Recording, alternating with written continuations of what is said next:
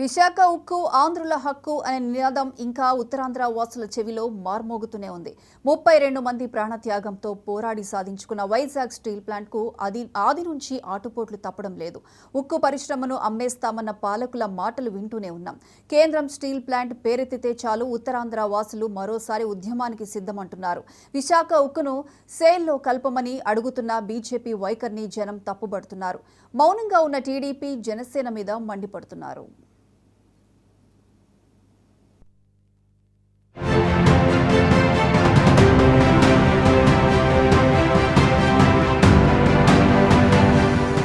Visakha steel ప్రైవేటీకరణకు కేంద్రం మొగ్గు చూపుతూ ఉండటం ఆంధ్రప్రదేశ్లో అలజడి రేపుతోంది. స్టీల్ ప్లాంట్ను అమ్మేస్తారనే మాటను ఆంధ్ర ప్రజలు, మరీ ముఖ్యంగా ఉత్తరాంధ్ర వాసులు జీర్ణించుకోలేకపోతున్నారు. పోరాడి సాధించిన పరిశ్రమను ప్రైవేటు పాలు చేస్తే సహించబోమంటున్నారు. తాజాగా ఏపీ బీజేపీ ఎంపీలు విశాఖ స్టీల్ ప్రైవేటీకరణను అడ్డుకోకుండా సెయిల్లో విలీనం చేయమని కోరటంతో విశాఖ వాసుల్లో మళ్లీ ఆందోళన మొదలైంది. నిన్నటిదాకా ప్రతిపక్షంలో ఉన్న టీడీపీ, జనసేన విశాఖ ఉక్కు కోసం మాట్లాడి ఇప్పుడు కేంద్రం మెడలు వంచాల్సిన వేళ మౌనంగా ఉన్నారెందుకని ప్రజా సంఘాలు నిలదీస్తున్నాయి.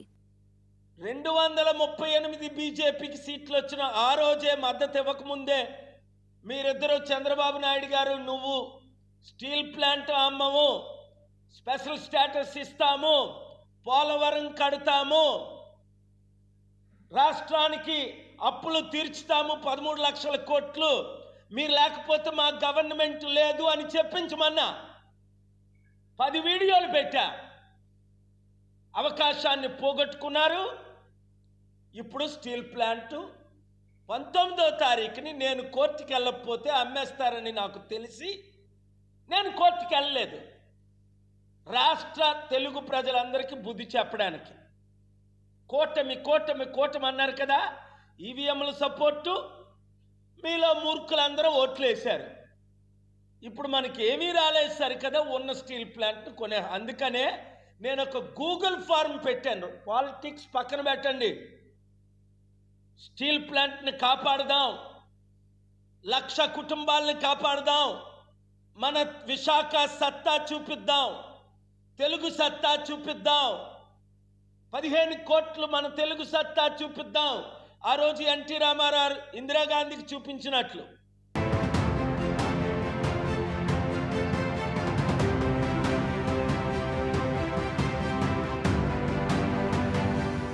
విశాఖ ఉక్కు నిర్మాణానికి 1971లో శంకుస్థాపన జరిగింది. సుమారు 20 ఏళ్లకు నిర్మాణం పూర్తి చేసుకున్న స్టీల్ ప్లాంట్ ను అప్పటి ప్రధాని పివి నరసింహారావు 1992లో జాతికి అంకితమిచ్చారు. 1963లో దేశంలో 4 ఉక్కు కర్మాగారాలు మాత్రమే ఉండగా కొత్త ప్లాంట్ కు తీర ప్రాంతమైన విశాఖ అనువైనదిగా కనబడింది. తమ రాష్ట్రాలకు తరలించుకునేందుకు రాజకీయ నాయకులు ప్రయత్నించడంతో ఒక్కసారిగా ఆంధ్రప్రదేశ్ ప్రజల్లో అలజడి మొదలైంది. గుంటూరు జిల్లా తాడికొండకు చెందిన టి అమృతరావుతో పాటు తెన్నేటి విశ్వనాథన్ లాంటి వారంతా ఉక్కు ఉద్యమానికి తెరతీశారు. విద్యార్థి సంఘాలు పోరాటానికి సిద్ధమయ్యాయి. ఇందిరమ్మ సర్కారు ఆదేశాలతో పోలీసు తూటాలు ఉద్యమకారుల్ని అణచివేశాయి. 32 మంది బలయ్యారు. విశాఖలో స్టీల్ కోసం నిరాహార దీక్ష చేపట్టిన అమృతరావు పరిస్థితి విషమించడంతో నాటి ముఖ్యమంత్రి కాసు బ్రహ్మానందరెడ్డి విజ్ఞప్తి మీద ప్రధాని ఇందిర స్టీల్ ప్లాంట్ నిర్మాణానికి గ్రీన్ సిగ్నల్ ఇచ్చారు.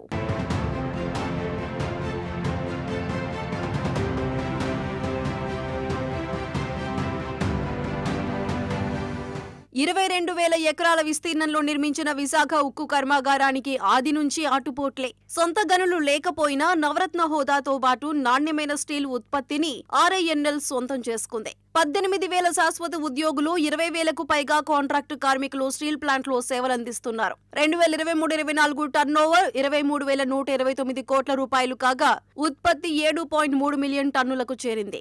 రికార్డు స్థాయి ఉత్పత్తితో దూసుకుపోతున్న స్టీల్ ప్లాంట్ కు సొంత గనులు కేటాయించి మూలధన సాయం చేస్తే ఉరకలు వేసే అవకాశం ఉన్నా ఎన్డీఏ ప్రభుత్వం మాత్రం ప్రైవేటీకరణ వైపే మొగ్గు చూపుతోంది.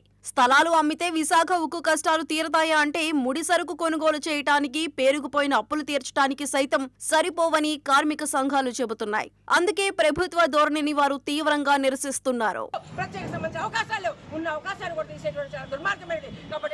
ఉత్తరాంధ్రకి జీవనధారగా ఉన్న స్టీల్ ప్లాంట్ ప్రైవేటీకరణ చేయడానికి వీలేదని దీని వెనక మొత్తం ప్రజలందరూ కూడా సిద్ధంగా కావాలని ఈ రోజు కొత్తగా ఏర్పడిన ప్రభుత్వం ప్రజల ఎజెండా అన్నది. కానీ ఆ ఎజెండాని మర్చిపోకూడదని, మర్చిపోతే కూడా గతంలో పాలకులకి తప్పనిసరిగా బుద్ధి చెప్పినట్లే తప్పనిసరిగా పోరాటాలు ముందుకు వస్తాయి. ఆ పోరాటాలకు బాధ్యత ప్రభుత్వం అని చెప్పి ప్రభుత్వం ఇచ్చిన హామీలు నిలబెట్టుకోవాలని చెప్పి ప్రతిశీల మహిళా సంఘం డిమాండ్ చేస్తుంది.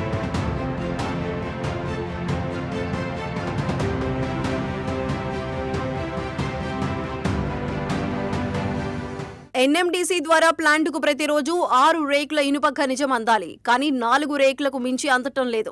ఇప్పుడిస్తున్న ఇనుప ఖనిజం కేవలం 2 ఫర్నేస్లకు మాత్రమే సరిపోతుంది. ఆస్తుల్ని అమ్మి స్టీల్ ప్లాంట్ ని 3 వారేలా చేసి ప్రైవేటు పరం చేయాలన్న లక్ష్యంతోనే ఎన్డీఏ ప్రభుత్వం వ్యవహరిస్తోంది. ఈ విషయాలు తెలిసిన టీడీపీ, జనసేన పార్టీలు పొత్తు పార్టీ బీజేపీ మీద ఒత్తిడి తీసుకురావటంలో పూర్తిగా విఫలమయ్యాయని ప్రజలు ఆరోపిస్తున్నారు.